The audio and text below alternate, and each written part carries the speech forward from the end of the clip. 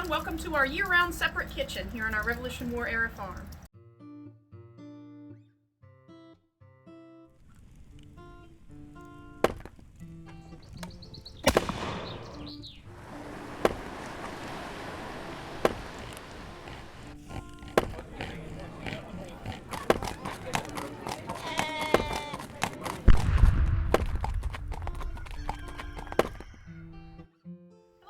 Welcome. My name is Gretchen and I work at the American Revolution Museum here at Yorktown, and today we are on our Revolution War era farm and we are in our year-round separate kitchen. So if you've ever been here before or to another historical site, you'll oftentimes notice that kitchens are completely separate from the main house. Now, a lot of times people will assume that is probably because they don't want the house to burn down, and you could say that you don't want the house to burn down.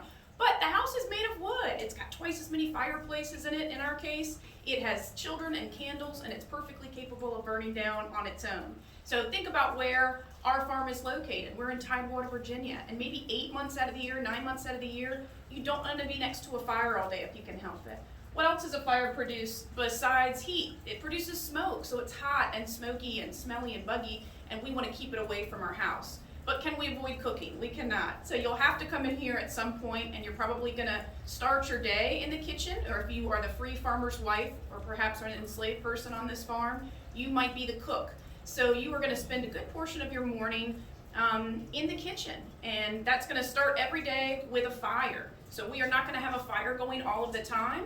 We are going to do something called banking, and that means we're going to take the coals from the day and the ashes and kind of smother the fire at the end of the day, and then it's easier to dig out in the morning. Now, yesterday and today it's been raining a lot, and so the hearth is pretty wet, so I probably won't have any live coals in the fireplace, but I'm going to try to dig them out anyway and see how that goes. So I'm looking at it, and there doesn't seem to be any live coals, but there is a little bit of charcoal still in there. I'm going to set this fire up, and then we're going to attempt to use flint and steel to get the fire going.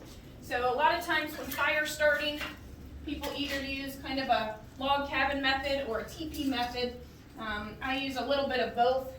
As long as the fire gets going, that's the important thing.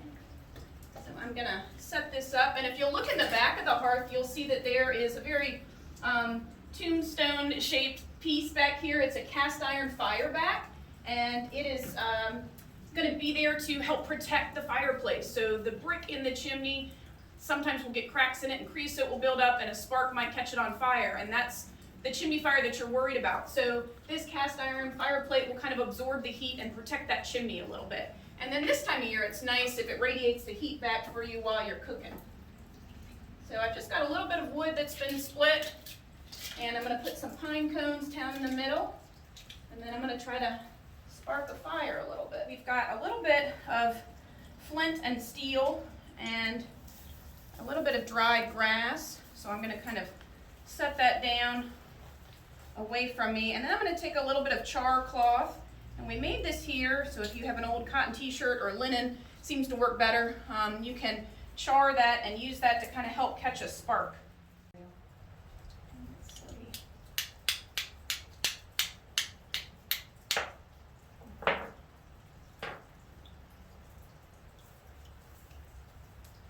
So if you get a little bit of a spark on there, and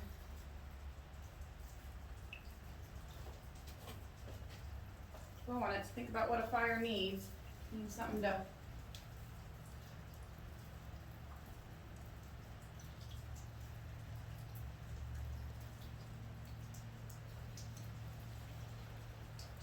process flax on this farm, and what I actually like to use is a little bit of the tow that's left over.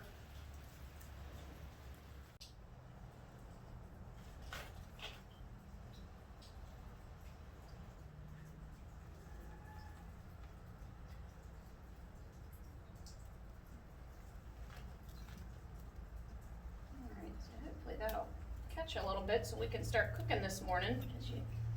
When you're doing down hearth cooking, the coals are the important thing, so you need to start a fire that'll break down a little bit. So this kitchen, in addition to cooking in here, you're also going to be preserving food in here. and some of it might not require a lot of your time, maybe drying out fruits and vegetables and herbs. It's tough to dry things out completely in the sun here in Tidewater, Virginia because it's so humid year-round, but you might leather it a bit out in the sun, and then you're going to bring it back in here, and hopefully the dry heat from the fire will help dry those things out. Then you can rehydrate them any time of year. You can have apple pie in the middle of April if you want to, or summer squash in the middle of December. Just rehydrate that, put it in a soup, stew pie, any time of year you want. They're also going to do quite a bit of pickling. So today when we think of pickling, we usually think of cucumbers that have been pickled. But in the 18th century, really anything can be pickled. You might pickle eggs or meats or watermelon rinds, green beans, carrots, onions. There's even a recipe in one of our cookbooks for pickled walnuts. So you're going to pickle those using apple cider vinegar, and you might use an earthenware jar that's been sealed with what looks a little bit like leather, but it's actually a pig's bladder. And so whatever you've pickled, you'll pour it in hot, you'll stretch that bladder on top. As it cools, it makes a natural suction. As it hardens, it makes an airtight seal, so it's good for months and months sitting on the countertop. They are mostly salt-curing meat, primarily pork, so usually late fall, early winter, they will do their butchering. They will take the meat that they don't eat fresh and completely cover it or bury it in salt, maybe a salt box or a salt tub. That's going to draw all the moisture out of it. Then you're going to smoke it for flavor and color. So preserving in here, cooking in here, you probably don't eat in the kitchen. So remember, if it's too hot and smoky and smelly and buggy for us to be in here for very long, we wouldn't want to extend our day any more than we had to. So we're going to take that meal back to the main house. So dinner, I think, would be the meal that people would look forward to the most in the 18th century. You get to either come out of the field or come out of that kitchen, go back to your relatively cool, clean house, rest, eat, and then you're going to go back out and work the rest of the day. You do not have to keep cooking because that meal that you made at midday is going to also be your supper. So probably it is just going to supplement that big meal of the day and be cold leftovers. You can cover it with a rag. There's some instances where they talk about covering it with a tablecloth. On this farm we have a food safe. So this is our food safe. This was made by the joiners in the capital city of Williamsburg, and the fabric was woven at the weaver shop. So food safes are a precursor to pie safes of the 19th century. And if you've ever seen a pie safe, perhaps you own one that was in your family for a little while, they're a bit more shallow and they have punch tin on the sides. And if you'll notice, this is very wide. So I don't know if in the 19th century they're less adventurous about what food they'll leave out all day, but in the 18th century, the whole midday meal that you didn't finish will go into this food safe. So we have a few things that we've cooked over the last couple of days that we've kept inside. You see there's 3 rows there that you can put food into, and that might help keep bugs and soot and dirt off of that food until you're ready to eat it again. There's not even really a modern equivalent to it today. Think about any of the cupboards that you have at your house. You probably don't cook a meal and then stick it into the cupboard. So this cupboard or this food safe is something that you might find in the 18th century. Enslaved people, impoverished people probably do not have a food safe, but think about all the things in your kitchen that you don't absolutely have to have. Maybe it's just something you've added to it. Now on a middle class farm like this, there would be people enslaved. An average of 1 to 2 to 3 people is pretty common in this area.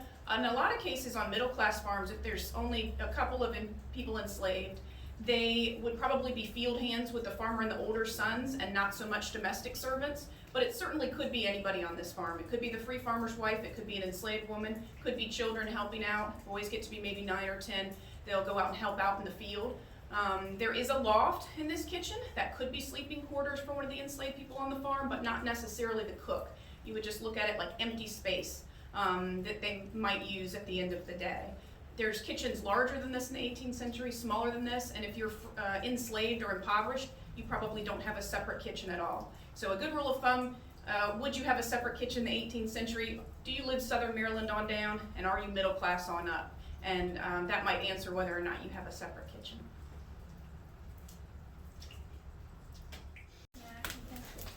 If you like this video, hit subscribe and check out our other social media. And in future videos, we'll be talking more about 18th century down hearth cooking.